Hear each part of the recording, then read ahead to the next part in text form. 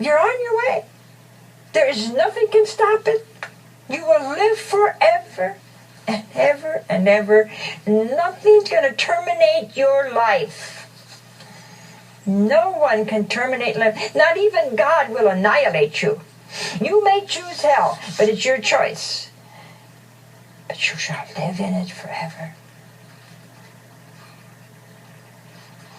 If you choose heaven, you shall live there forever. No way shall you ever die.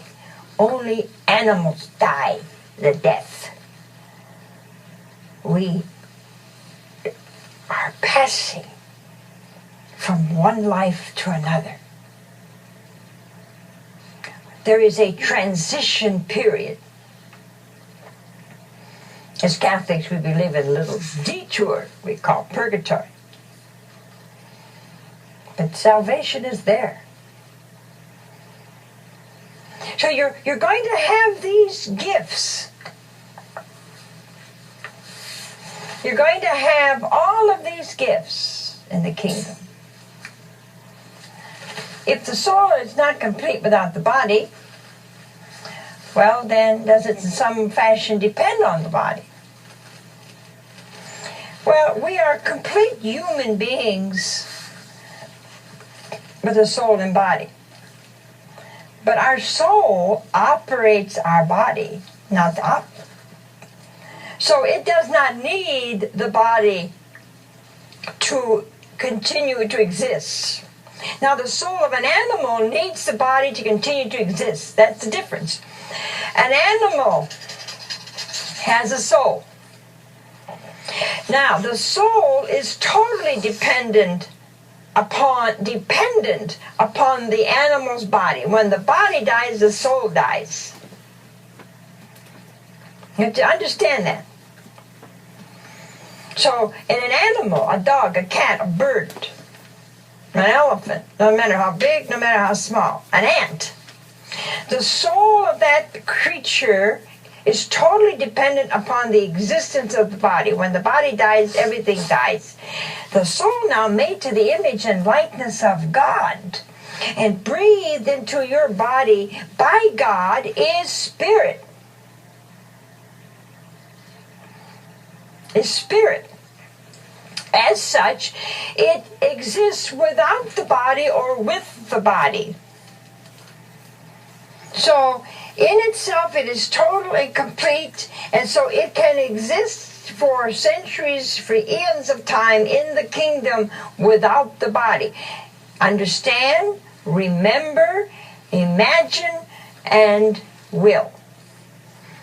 It does all of that in a most perfect way in the kingdom. Now, when we say, you see, the soul of man is not dependent upon the body. Why? Because when the soul leaves, the body dies. The body is dependent upon the soul. See, it's just the opposite of an animal. Now, my body dies when my soul leaves. In an animal, the soul dies when the body leaves. In human beings, it's opposite. When my soul leaves my body, this body clunks down. It cannot exist. It can't lift itself up. It can't do anything. So, the body is spirit. It has been breathed forth from the very mouth of God. At that moment of conception, he went, and there you were. So you came forth from God. And in the transition period, when you pass over from human life to the life in the kingdom, your soul goes on with its three faculties enhanced, perfected, made beautiful, total, absolute joy and completely united to the will of God. Not dependent, but now, since we are human, Jesus showed us in his life, his suffering, and his death and his resurrection exactly what's going to happen to us. Exactly. So that when we die and that bugle blows or trumpet, whatever it's going to have at the last day, then the soul will be reunited, just as Jesus in the resurrection, to a body. And then it says there will be a new heaven and a new earth. You see? It's very important that we understand why the body. See, why is it important that we have a body? Why didn't God make us all a spirit? Or there would be angels. It would be a different nature. See, the body that provides our senses is what makes the soul transfigured. Why? Because it's the senses that get us into a lot of trouble. They're also very beautiful.